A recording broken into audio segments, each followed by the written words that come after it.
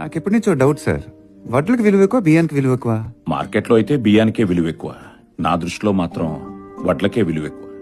అదెలా సార్? ఈ వడ్లే లేకపోతే బియ్యం ఎక్కడి నుంచి వస్తుంది? ఒకప్పుడు ఈ రైస్ మిల్ మీదే ఆధారపడి ఉంటారు కదా సార్.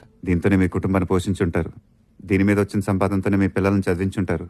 ఇప్పుడు ఎందుకు పనికి రాకుండా పోయింది కదా? దీని మీద ప్రేమ చచ్చిపోయిందా? ఎందుకు చచ్చిపోద్ది? మరి వాడి మీద ఎందుకు సార్ చచ్చిపోయింది? అప్పుడు మీరు అనుకున్నట్టు ఇప్పుడు వాడు లేడనేగా.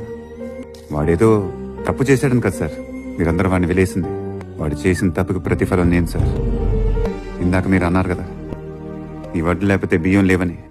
వాడు లేకపోతే నేను లేను సార్. ప్రపంచం చూడకముందే వాడు నా గెలుపుని చూశాడు సార్.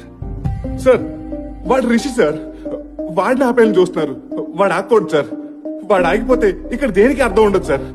ఆ రోజు నా మీద పడిన నింద వాడి మీద వేసుకొని వాడి జీవితాన్ని నాకు ఇచ్చాడు సార్. చూడు ఎలాగున్నావో, గెలవటం అంటే ఇదిరా. నువ్వు ఓడిపోయావు కదరా. నువ్వు గెలిస్తే నేను గెలిచినట్టే కదరా. దానివల్ల వాళ్ళ నాన్నను పోగొట్టుకున్నాడు, మీ నమ్మకాన్ని పోగొట్టుకున్నాడు. ఈ రోజు వాడు ప్రేమించిన అమ్మాయిని కూడా పోగొట్టుకుంటున్నాడు. కానీ ఇప్పటి వరకు అలా ఎందుకు జరిగిందని మాత్రం ఎవరికి చెప్పలేదు సార్. అది సార్, వాడు నమ్మిన ఫ్రెండ్ కోసం ఎంత చేస్తే ఇంకా ప్రేమించిన అమ్మాయి కోసం ఎంత చేస్తాడు. అలాంటి మన జీవితంలో ఉండాలంటే అదృష్టం ఉండాలి సార్. మరి అదృష్టం మీకుందో లేదో నాకు తెలియదు. ఆ రోజే చెప్పాను కదా పూజ, వాడు వచ్చాడంటే ఏదో చేస్తాడని.